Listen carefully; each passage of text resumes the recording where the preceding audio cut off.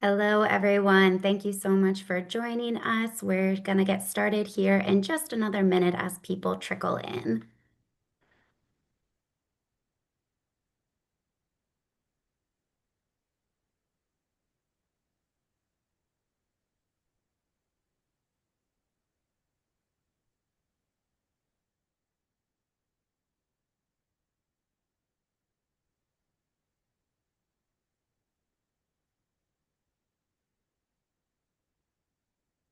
Great. Welcome, everyone. Thank you so much for coming. While people are still coming in, I'll just kind of explain what the YLYPs are and what we're kind of discussing today. So I'm super excited for the YLYPs to start up again.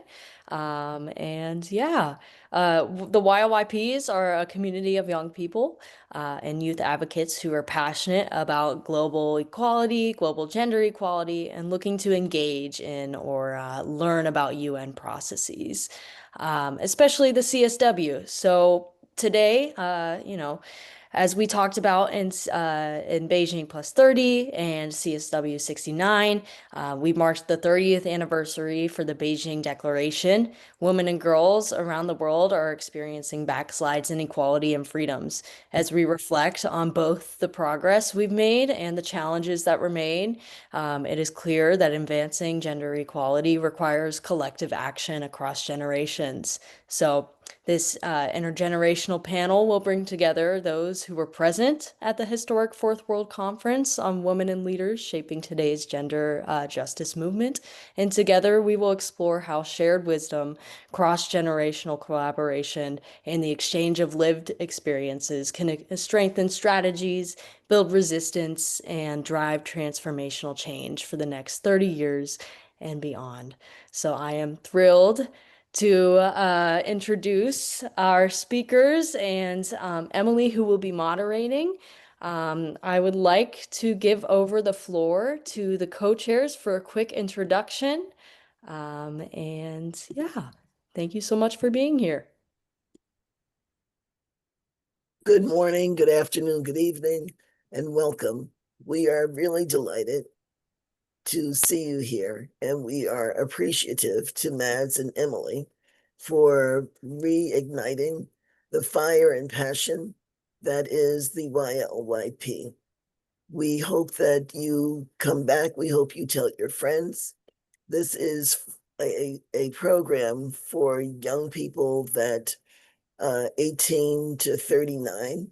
We really want to get the future going with this initiative, and I'll turn it over to Rosa. Thank you so much and welcome. Buenos dias, bonjour, good morning, good evening, good afternoon. Thank you all for being here and kudos also to Emily and Mads and Mariama and Jameson, our interns, for really working hard to put this together. We have not had active young leaders and youth leaders and young professionals, YLYPs, for 2 years.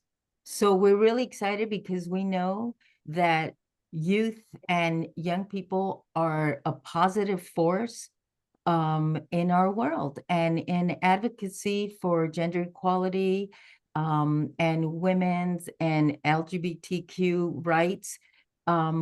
We've just come back, the co-chairs from the World Social Summit, and we saw so much youth activism.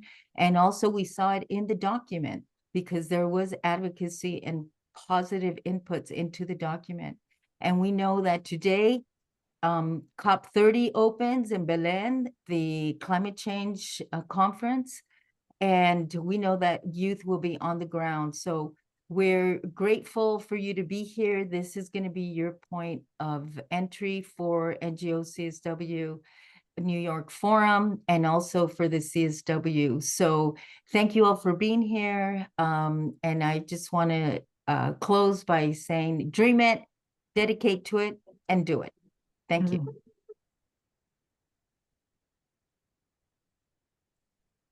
Thank you so much, the co-chairs, and to Mads for teeing us up here for our program today. I'm Emily Van Vleck, along with Mads Menohar. We're the co-chairs for the YLYP program. As it's been mentioned, there hasn't been a YLYP meeting for 2 years, so this is our inaugural event for the 2025-2027 term.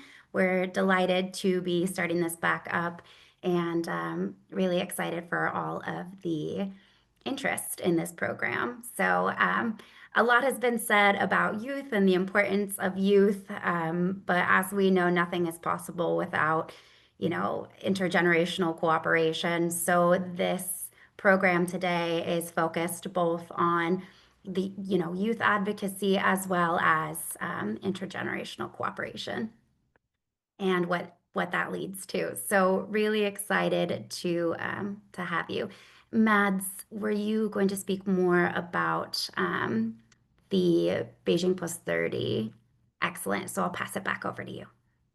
Yeah, absolutely. And before I do that, I want to also add that we created a YLYP panelist and committee application for members who are interested in participating in the YLYP events and potentially even planning a YLYP event. So I will go ahead and put that in the chat. And yeah, I think we have a Beijing Beijing conference expert in the group here, Miss Soon Young Yoon, and I think it would actually be best if she could kind of go over and explain what Beijing is and what it did for the feminist movement and the gender rights movement in the CSW. So I will go ahead and hand it back to you, Emily, and we can go ahead and start the informational session. Perfect. Well, then I will, I have the honor of moderating this panel and introducing our speakers. So we have a great panel for you today. As Mads mentioned, we have Soon Young Yoon.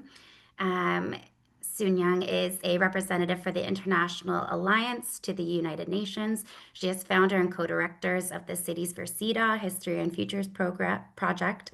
She's one of the organizers for the NGO Forum during the UN Fourth World Conference on Women. She was also a member of the Secretariat for the United Nations Second World Conference in Copenhagen.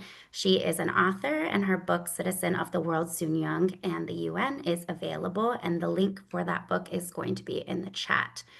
I'm also going to introduce our next speakers before we have everyone, before we open up the floor. So our next speaker is Patience Pony. Patience is a governance and development professional and a lawyer from Uganda with years of experience advocating for gender equality and social justice.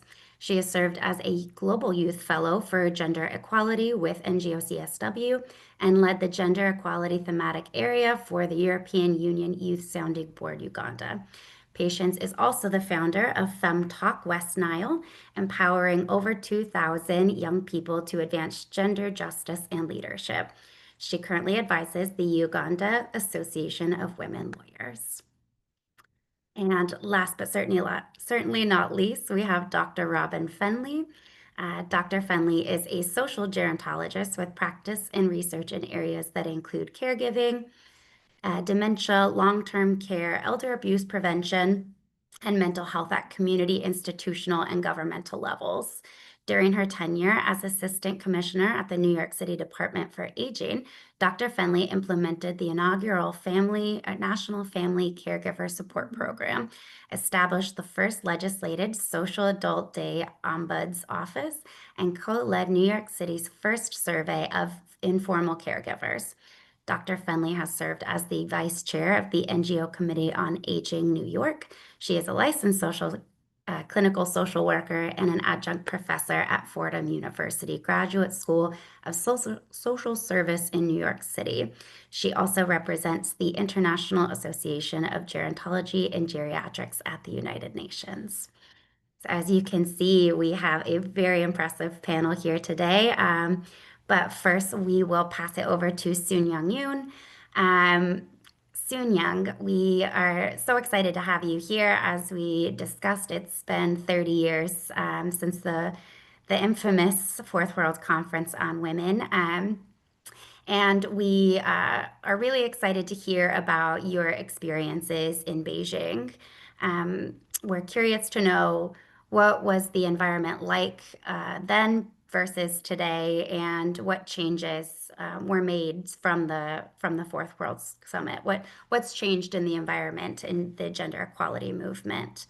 We're also curious to know what it took to secure the wins from 30 years ago and how we can adapt those strategies to meet the current challenges that we're facing today.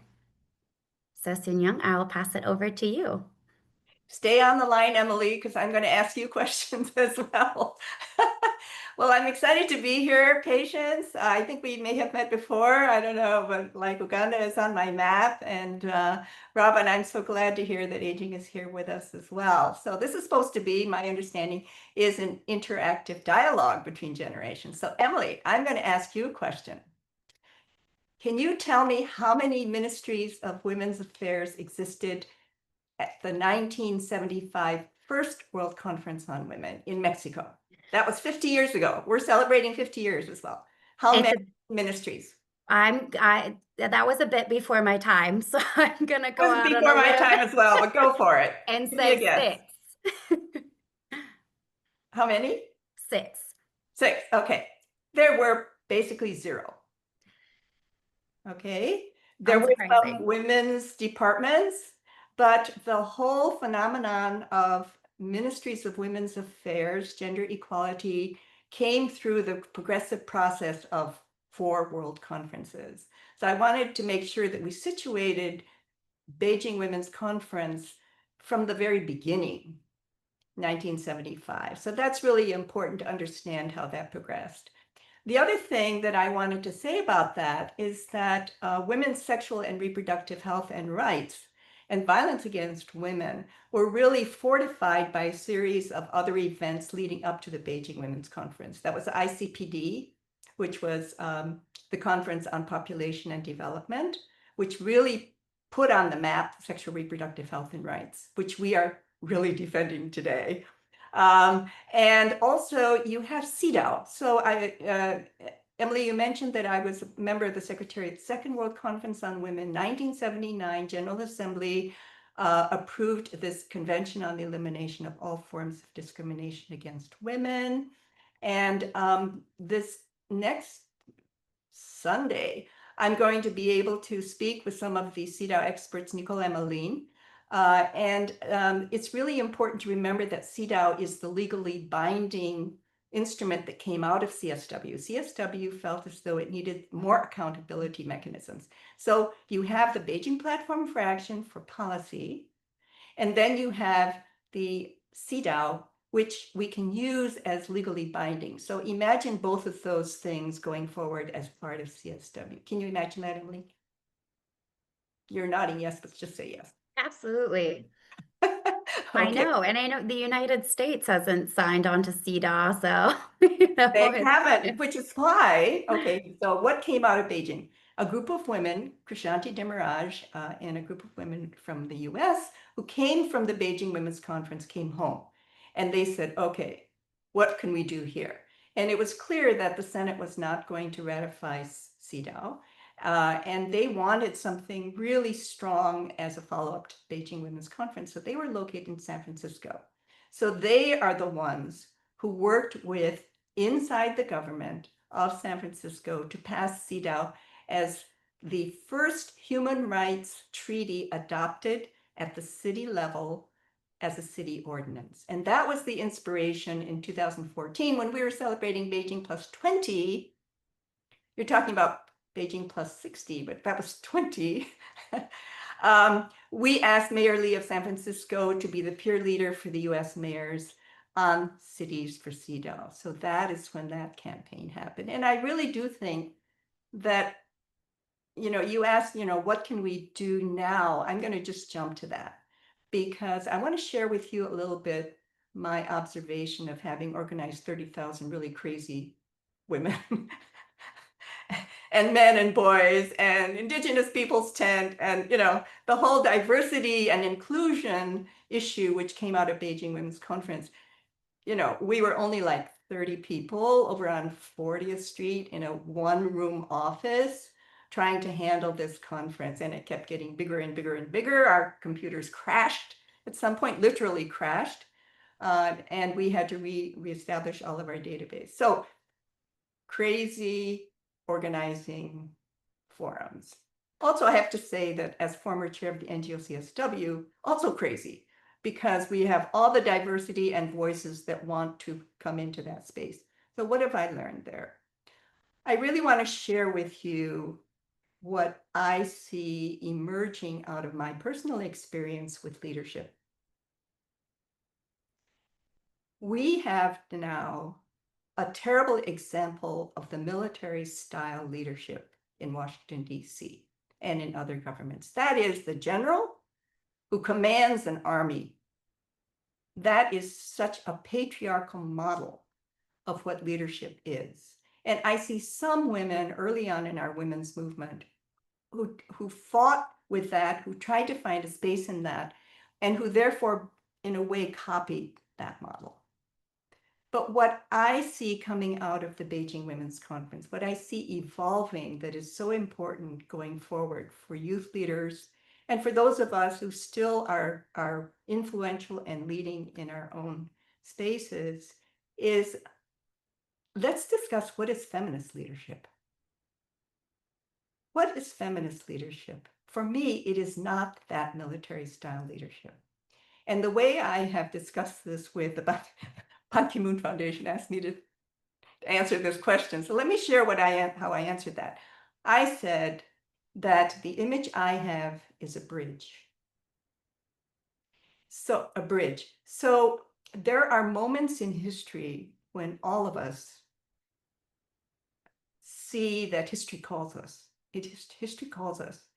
And in that moment, we understand when we are about to have to cross an abyss, a huge abyss, right? That was for me, the 95 conference for sure. And I saw it coming, 30,000 women behind me. And we had to put together this the Beijing Platform for Action, which required consolidating all of the NGO amendments from the regions, that was my responsibility, into a single amendments document. So because I had worked with the UN Secretariat, I was able to understand and work with the Secretariat inside so that we could actually figure out a process of how you do this. We managed to do that. And I have to say that was the secret of why Beijing Platform for Action still matters. It's because there were so many voices that came into it from all the regional meetings. So when I saw it coming, what did I do? I ducked. I tried to get out of it. No way, right? So I understood that moment I was the bridge. And I could see that without one of us, because I was the only one responsible for that document, becoming the bridge across that chasm, it probably would not happen in the way that it did. So the bridge. So that's what I see as feminist leadership, is recognizing that moment when it comes in front of you, deciding that you're going to be that bridge, and being willing to take it short term and be willing to take it long, because it can be short, it can be a very long time. You have to be prepared to be trampled on, literally. You have to be willing to deal with opposition. You have to deal with a lot of pushback in that, but you have to stay very strong. So that's the bridge. What I'm concerned with now is what happens at the other end. At the other end, we need, imagine that we're crossing the bridge in the dark, right? At the other end, we need to shine light on where we came from. That's what we're doing today. But also where we need to go forward. And for me, the great, there are three crises in the world. This inequality, the climate crisis, and conflict, and the culture of violence. So with those three, the one that I'm most concerned about at the moment is how feminist leadership leads us into addressing all of those, but the climate crisis. The climate crisis is the one that's accelerating faster than any of the other crises at the moment. So let me put, I don't know, am I making sense, Emily? Absolutely. I love your bridge analogy, and I think that's what we're also trying to do here is bridge, from where we came from to where we're going in the future and how we all do it together. Because I love what you said, Soon Young, about it, the reason why you were so successful in Beijing was because you had all the voices, you had everyone come together, you had input from everyone, and it's we all those of us, we go to so many CSWs where the people who are speaking, right, are only the fortunate ones who are able to get there. And it's always remarked that we can't forget the people who, aren't in the room, and we have to amplify their voices as well. Um, so with that, amplifying other voices, if I can pass us over to Soon Young, sorry, to Patience. Pass us I'm done. I'm back to done. Soon Young, yes, and we'll definitely have more questions for you at the end there, Soon Young. Thank you so much. I also love what you were saying about feminist leadership. That's such a hot topic right now, especially as we're coming into the next election of a Secretary General, right? There's a big push for a Madam SG. It's not enough to have a woman Secretary General. They need to be a feminist, and have feminist leadership. So thank you for that. And moving our panel along, I would like to introduce Patience. Patience, thank you so much for being here. I have a few questions for you. I'd also like to hear about the work that you're currently engaged in. But if you could also tell us, as someone who's actively bridged the gap between UN processes at NGO-CSW and the grassroots youth movements with FemTalk West Nile, what is the most significant barrier preventing youth advocates today from accessing, and influencing formal power structures at the United Nations? We're also curious about what advice you would give to the intergenerational groups to better equip young people, and what advice would you give to the young people? Thank you so much, Emily. I'm just going to look at my watch to know the time. It's a pleasure to be back here, like I said, and I hope we can, learn from each other as an intergenerational dialogue that we're having. Briefly, my work back home in Uganda, I am a lawyer by profession, and I currently am a volunteer advocacy advisor for the Uganda Association of Women Lawyers. We advise on the bills and legislations that are in Parliament and make recommendations that are gender responsive in nature and also inclusive to the young people, because I'm the voice of the young people on that panel of advisors. And then it's taken back to the committee in Parliament, hopefully for actual implementation, which is one of the challenges I'll speak about later. And beyond that, I have served as a member of the European Union Youth Sounding Board and a gender equality lead, and also been a Global Youth Fellow for Gender Equality with the NGO-CSW Forum, which created a big platform for me to share my perspectives, to do consultations on ground in Uganda with young people about voices and issues that matter regarding gender equality that can be pushed through UN systems. But above all, really, I do a lot of volunteer work in my community with FemTalk West Nile, as you've mentioned. FemTalk West Nile was started during the COVID-19 pandemic in my hometown. We had over 800 cases of teenage pregnancies. Unfortunately, these were only the cases reported at the health centers. So that means thousands were never reported because the girls were shying away from these processes. And the teenage pregnancies came with a lot of gender-based violence, but also child marriages, because I come from a rural community where many families have not studied that much, have not been exposed that much, and their whole mindset is around sending off these young girls as young as 7, 8 years into marriages to men who are even above 40 years, which is quite sad. So as a result, I created that volunteer-led youth initiative to speak up against all these issues, especially gender-based violence and child marriages. And we kept, having mentorship sessions with them in the schools and advocating for the agenda of gender equality. And as a result, we have created national dialogues on menstrual health policies in the country, but also the advocacy against the cultural norms on ground was, spotlighted by UN Women Africa for the bravery that I showcased at 19 years old, speaking against such. You asked me, well, that is, I could go on and on about the work that I do, but briefly, that is it. And you asked me about the barriers that I have faced, having to be at the front line and representing so many people from my rural community that do not have access to these rooms of opportunity. I'll say one major challenge that I have seen in the work that I have done is definitely the intergenerational divide. It is still a very big thing, not only in Uganda, not only in Africa, but I believe globally. Many times, sadly, well, we learn a lot from the women that were there before us, and we continue to, learn from them. And I hope that we can have more mentorship with them and more of these intergenerational dialogues. But there's a lot of gatekeeping of the system.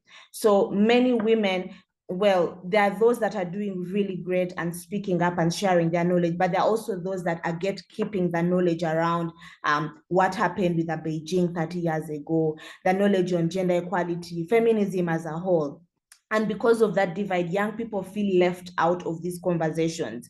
Whenever such conversations are happening, they feel like, oh no, it's the seniors that are going to speak about this. The older women know it all, so we do not have a say in this. And yet we are the ones that are going to carry on this mantle 30 years, 50 years down the road from now. Beyond that, backlash wears different clothes today.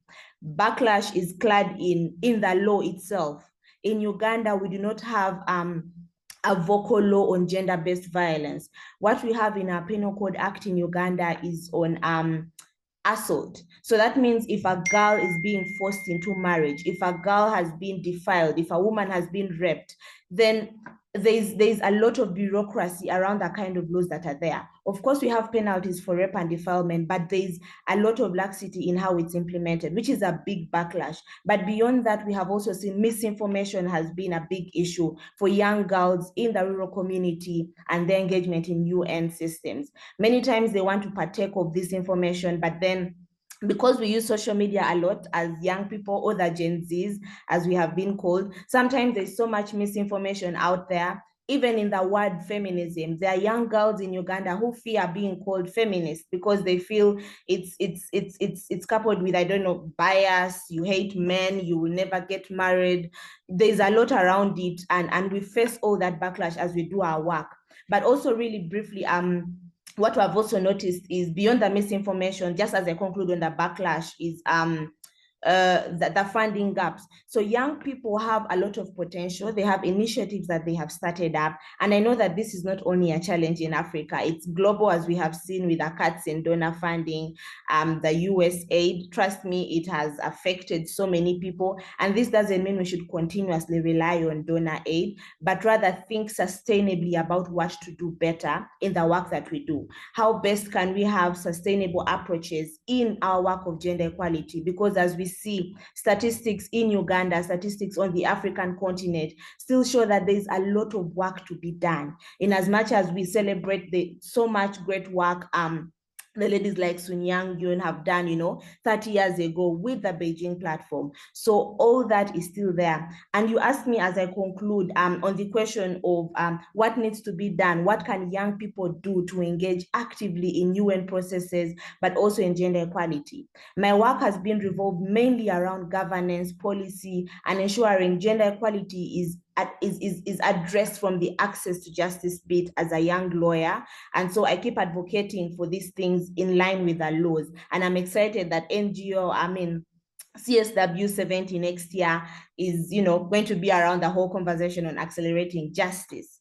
So one of the things that young people need to do is, first of all, use their platforms to inform, the misinformation that is happening. We can have more podcasts about the information that is happening within the UN systems.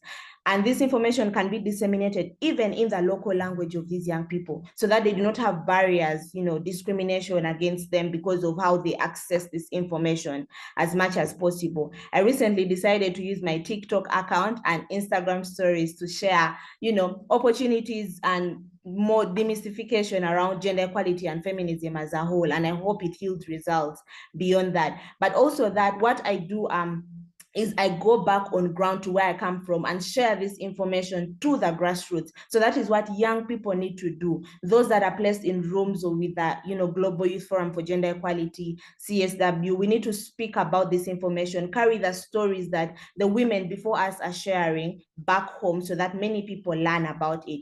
Beyond that, it's important to have intergenerational partnerships with the older generation, because they are very experienced and they have to pass on that information to us, because we need to carry the spirit of Beijing. 30 years ago, I believe that spirit was very heated up, and yet today many young people are laid back and don't think it's a very big issue unless something comes up. I'll give you an example of currently in South Africa, everyone is going purple with their WhatsApp profiles and using purple hats wherever to speak up against gender-based violence. So if we did cross-border solidarity as young people, that is where our power is. We already have power in social media. So if we can do cross-border solidarity, people in New York, people in South Africa, in Nairobi, in Kampala, when something comes as a cause, let's all collectively use our platforms and share in that solidarity, because I believe the spirit of Beijing had solidarity and made women. I recently spoke about the Beijing +30 on the African continent, which was held in Kampala by Akina Mama Africa, and I shared that it's dying out. Women from all over Africa traveled, to Beijing to have that conversation. So why can't we do the same in our current generation? Beyond that, as young people, it's also important that we read and listen to these stories, because we cannot fight gender inequality based on rumors or based on heartfelt, emotions. We have to be grounded on evidence. As we are going to speak up about these challenges, we have to bring the statistics on board. We have to show the reality on ground and show them that we are actually informed, because that's a big challenge as young people. We are often looked at as people who are not very informed, but then of course we can't blame them. We have to do the work and learn and continuously seek mentorship. But also beyond that, as I conclude, really, I believe the movement for gender equality should be powered by care and not exhaustion. So as we do our work, as we learn from those that were there before us, we should take off time to also rest and reflect and know whether what we are doing is actually helping, or should we review certain things, because we can't carry certain energies from years before in the current kind of landscape where we have both online and offline backlash and violence, and think we are going to cause change. So we need to also be clad in form of more regalia to fight the backlash that we are facing today, to ensure that the spirit of Beijing is carried forward, to ensure that young people and our voices are kept in the UN systems. And also now to the young people, really, your voice does not need to ordinarily follow the whole routine of having to be in the UN system. You can start from where you are. I started in Koboko district. I'm sure no one on this call knows that district in the region. And the money I used to even start that initiative was upkeep from my dad. I saved it up and said, no, I need to walk to these schools and speak to these girls about what it means to be a leader, what it means to be a girl who is vocal about your bodily autonomy and speaking against GBV. So use your voice. Up to date, I still am afraid to speak in certain spaces.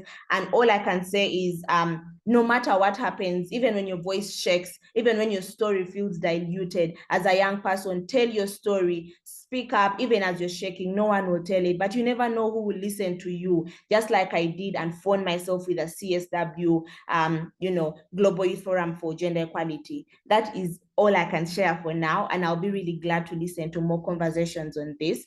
I believe there's so much we can say around that, but young people need to know we also have a big role to play in learning, in getting all the stories and knowledge, and using our platforms to tell that story, but also to actively ensure that we follow the trail of evidence-based advocacy.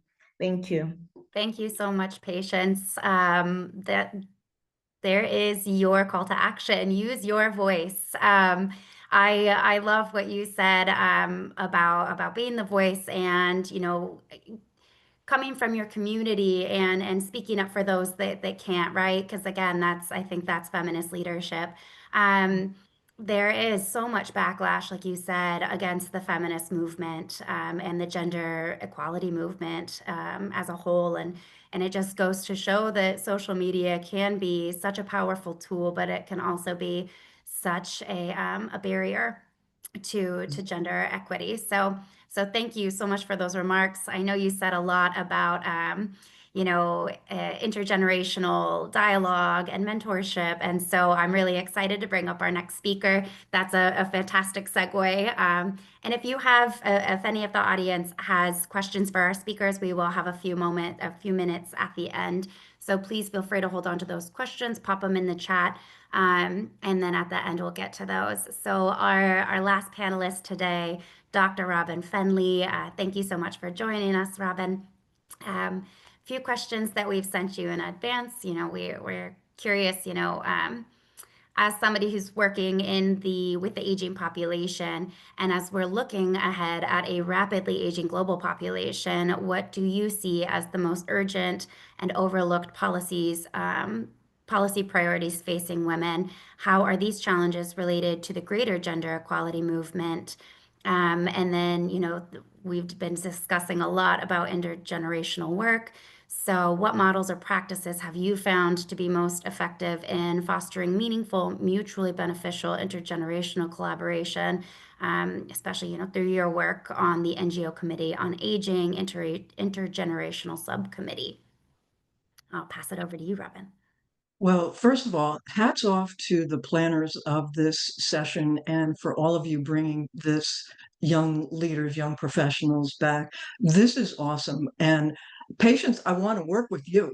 I'm telling you what, this has been such a powerful, just listening to the two speakers has been so powerful. So thank you very much for including us, in this conversation. And yeah, we are all talking the same talk. We just need to walk that walk, right? And as hard as it is, as you're hearing from Patience, I mean, there's no question what we're dealing with.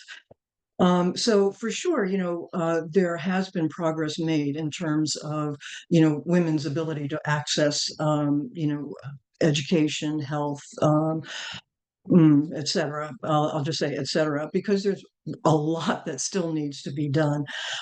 So, you're thinking about education, just thinking about how many regions in the world where women are not able to even walk into a classroom. There is no classroom.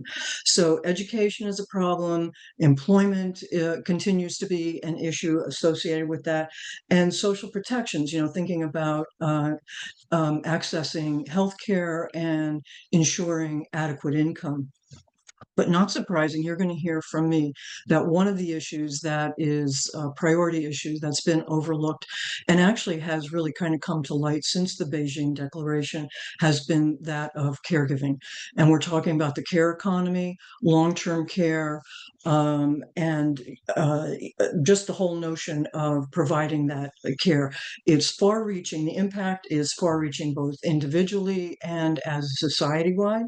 And if you think the care systems that we have, the healthcare systems, they are not prepared at all. And the governments have yet to recognize this as a meaningful problem, such to really have some sort of a response.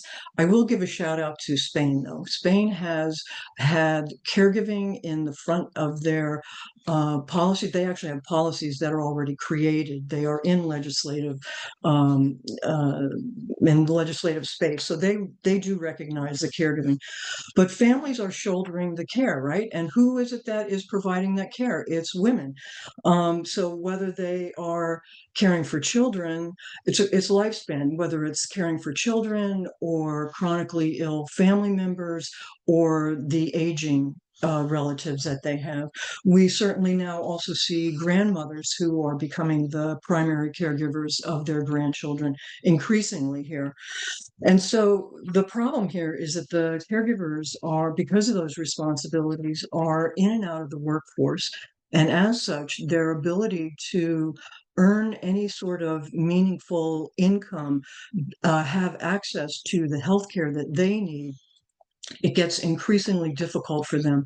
And so they find themselves, by the time, in terms of cumulative stress, that they themselves are isolated, financially struggling, coping or not with their physical and or mental health issues that are related to the caregiving concerns.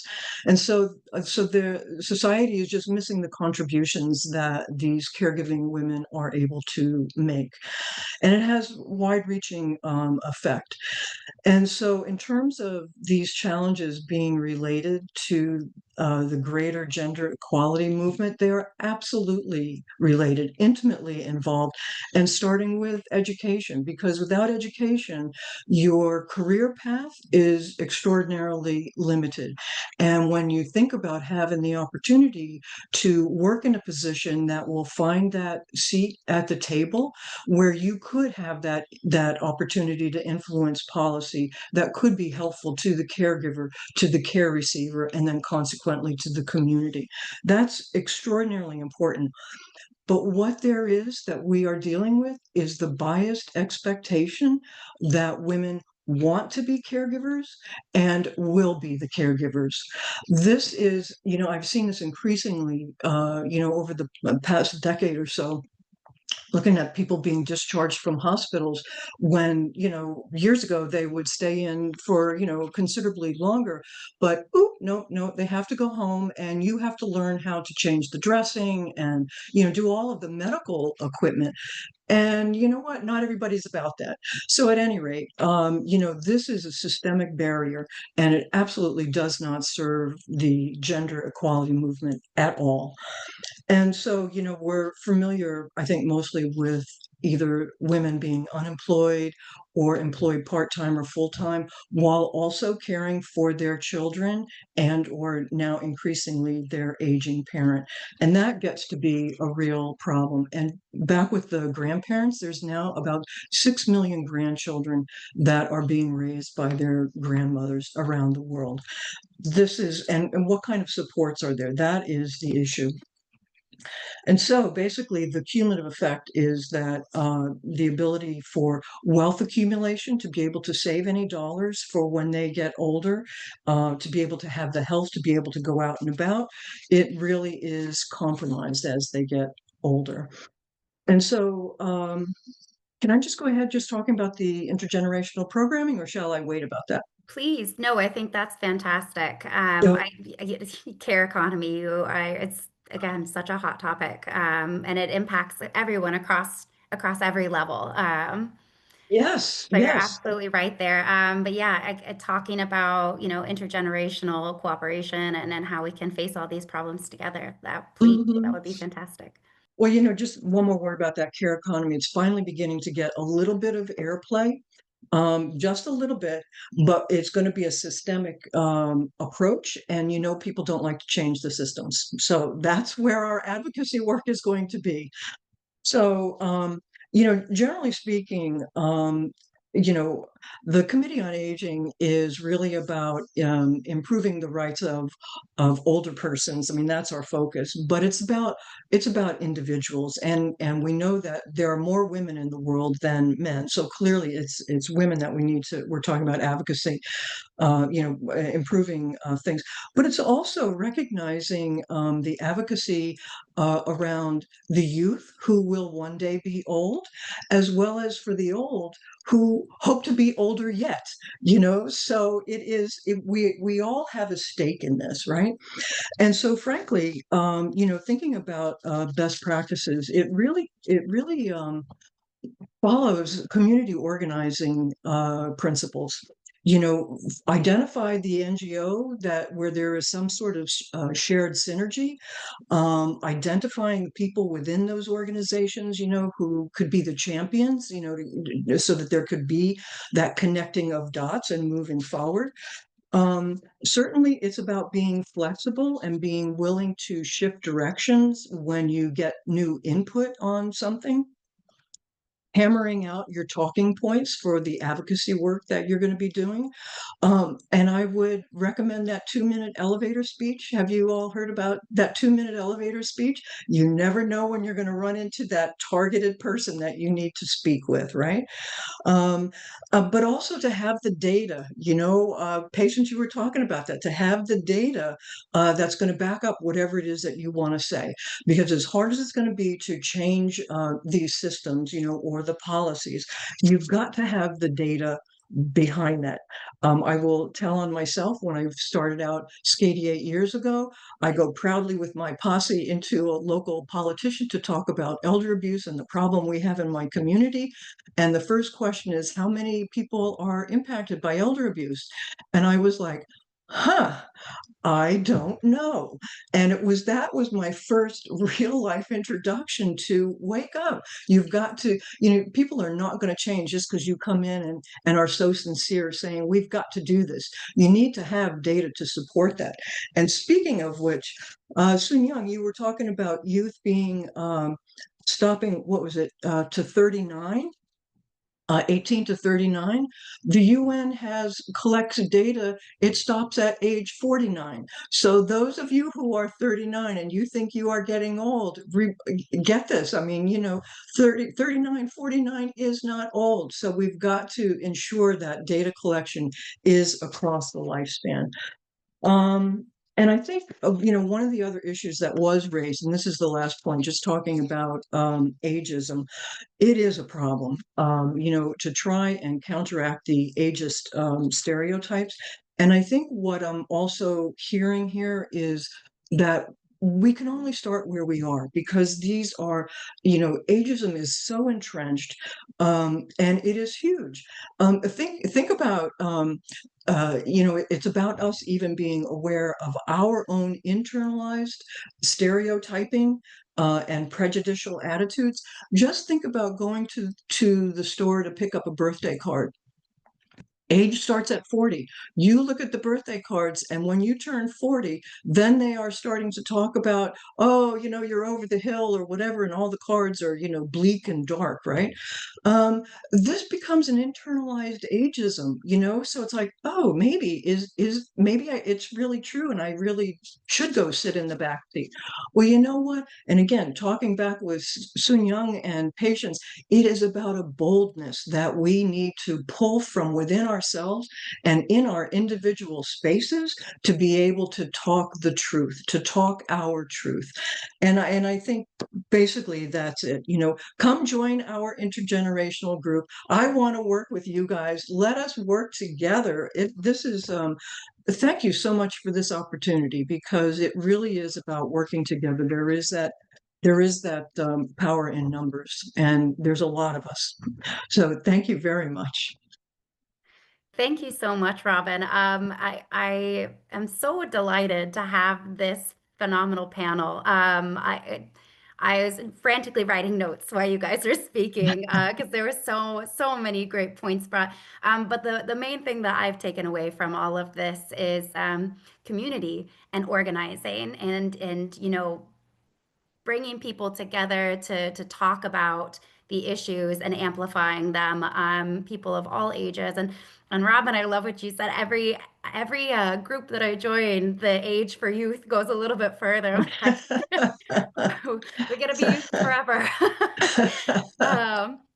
So at this point in our panel, this was all the time that we had for. Those were all the questions that I had. I would love to open it up to the audience. If there's any questions there, please write them in or raise your hands. And I also want to give a moment while we're waiting on those questions to come in to allow the speakers just to talk to each other. I know that there was a lot of mutual admiration for everyone's work and what they're saying. So please open it up there. I'm just going to jump in and mention to Robin, when I was preparing for this, I thought, gosh, what did we say about older women and all of that in the Beijing Platform for Action? And I'm really interested in your comments about care, because in fact, that was a very specific recommendation in the Beijing Platform for Action about how older women disproportionately are part of care and still face discrimination based on that. And patients, for your interest, there is how many patients, you have to answer this question. How many critical areas of concern are there in the Beijing Platform for Action? Oh my God. 10? Okay. So you the most important one. There are 12. And of course. the Africa, that was a consensus, those 12. The Western feminists wanted a lot on violence against women, but the Africa group came in and said, look, we need one specifically on something called the girl child. And in that recommendation, there are so many on education, because what education does, it helps you push that date and that age of marriage, helps you push that age, Robin, you would appreciate this, of first birth, and therefore better reproductive health. And for your lifetime to aging, it helps you with that education to prepare you for jobs, to face crises if you're in conflict situations, to not be trafficked, and things like that. So for me, the girls' education is like a golden pill or whatever we swallow these days. And I just want to bring that up in the Beijing Platform for Action. So I would encourage all of us to review that document, because there are things that we can hold governments accountable for next March. Thank you. Sorry, patient, go ahead. No, I just had one question to you too. So what's one thing that you feel you didn't do when you were, say, I don't know, 30 or 25 to 30, and you feel like if you met any young person on this forum, you would tell them to do it and go for it because you felt like, I should have done it better. Yeah.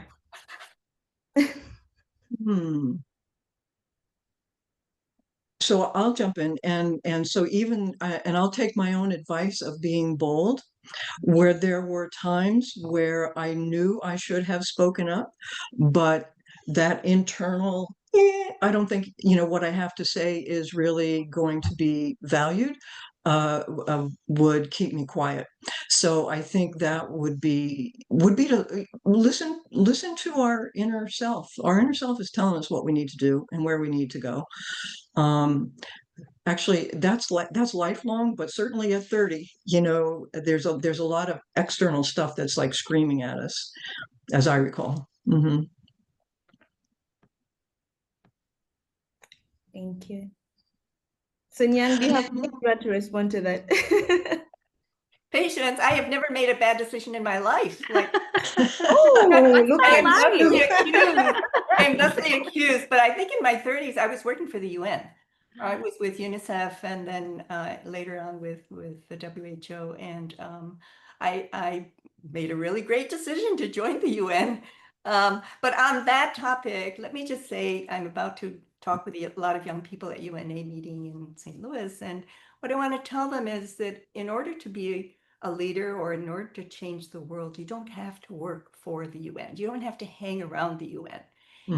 For me, global citizenship is so much about a consciousness, a state of consciousness. So when you make your decisions, you understand why you're making them for everybody else.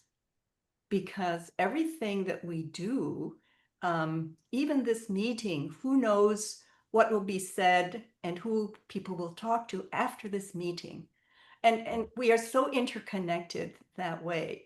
So even the smallest gesture of communication with another and a connection with someone else can really go very far. So it's the consciousness that I'm dealing with, because what I find as the main challenge for young people is that they think that what they do doesn't matter, which is why we don't have a youth vote in the United States. They think that they have to, travel to Uganda in order to do anything good for Uganda. That's not true. They need to imagine that when they make a decision, they're also making it for patients. Thank you. If I may jump in with a quick question from the chat, directed towards patients, from Janice. Thank you so much. You mentioned the backlash of being labeled a feminist in your society. Have you personally experienced this in your profession? And if so, how do you manage to address the issue? Thank you. I'll just quickly respond to it because I was even typing a response. So yes, I have faced this backlash before, right from when I started, going for trainings in gender equality, because the number of civil society organizations in Uganda that occasionally conduct transformational leadership trainings or feminist boot camps, and I often applied to them. So as a young girl, curious, and had just learned the word feminism, I often used it all over, the internet, and I was very bold about it. I am still bold about it. But at that time, I kept getting so much backlash. I lost some friends to it because some friends were saying, well, she's feminist, I don't think we have her energy and whatnot. Even in class, we used to have I studied gender and the law in my law school. And of course, we had the feminist jurisprudence, and everyone would, mention your name as an example. And they're like, yeah, people like Patience. And I just kept doing what I was doing. I kept true to my work. I didn't really, of course, I was bothered a little bit by the energy that was brought towards me. But what I can say is I embodied the principles of feminism, and I kept speaking about what feminism is and not what the world says about feminism. So I reduced all my energy levels on responding to what the world thinks about feminism, but just acting. And true to it, down the road, some of those people who kept laughing at me or calling me names and whatnot, kept asking me, Patience, there's a girl who got defiled, how can we get help? And I'm like, that's you being a feminist ally, and I'm going to create this pathway, and we're going to get justice for this girl through the connections that we have. So if you face that backlash, you don't need to respond to everyone that speaks about it. There will be people on your comment section when you post something, always with negative energy, but you just don't need to respond to it all. You can choose to ignore them. And also you have the power to block them. The block button is on your phone or on your gadget, and you have to sieve the energy levels you want around you, but just keep the positives around you, because the negatives will always drain us. Yeah. Thank you, Patience. I love your answer because it relates to something that Soon Young said, again, in the bridge analogy. You have to be willing to be trampled, and it's going to happen.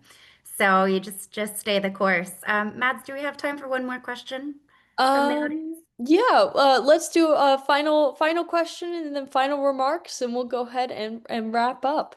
Cool. So there was one more question in the chat from Fiona, directed again at Patience. Patience, you mentioned going back to our villages and maybe try to be the voice of the young women in the community, if I'm to recall, but sometimes if we try to do that, they're the same people that try to put us down. Let me say we have got bad wishers in our villages. Have you experienced that before? And if so, how did you go about it? I think that kind of relates to the question you just answered, but more in a local community, if you will. And I would like to rephrase that question to Sun Yang and and Dr. Robin. Just your feedback around that. What backlash have you faced in the work that you've done? Because I know on the call I mentioned backlash as young generation, but I'm curious to know in yours, and then I'll quickly type a brief response for Fiona and maybe say my response in a sentence. Yeah. Well, I'll jump in. So I think in terms of aging, it's sort of patronizing and being pushed aside just by virtue of age, or thinking about the people who might be older and ill. I've worked in nursing homes and long-term care, so there's patronizing that goes on externally, but frankly, even within the facility, there is, it is a kindness, but it's almost killing with kindness. It's not respecting the individual there. Yeah, I think that's probably the one that I most recall. Gosh, we're ending on a really negative note here.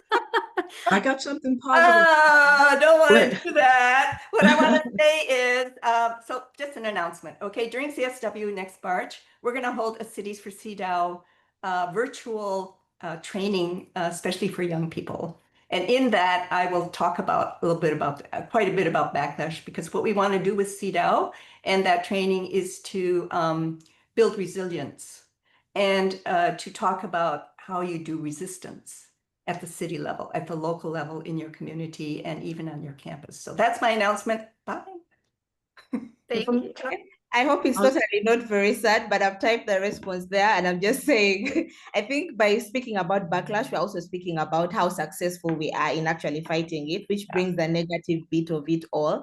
And for me, the work that I've done, I've often faced that backlash, especially when I was fighting a cultural norm in my village that says girls or women who report gender-based violence often bring a curse on their family. It's called the Aruba. I wish you could all have some time. It's called the Aruba culture, and it's still in place. They have never pronounced it negatively because of the bureaucracy that is there. So it's mainly the patriarchy that says, if you ever report any GBV case, you're going to be cancelled. And as a woman, you have to bring, I think, cassava flour, 2 goats, and all that to do like a cleansing. And yet it's a myth, which is wrong. And it's fighting, I mean, it's making people fail to speak up against gender-based violence or even seek access to justice for these negative norms. So what I did is I kept speaking up about it. And so many men kept saying, this young girl, what does she know about our culture? And all that. True to it, I kept to my word and collaborated with different entities and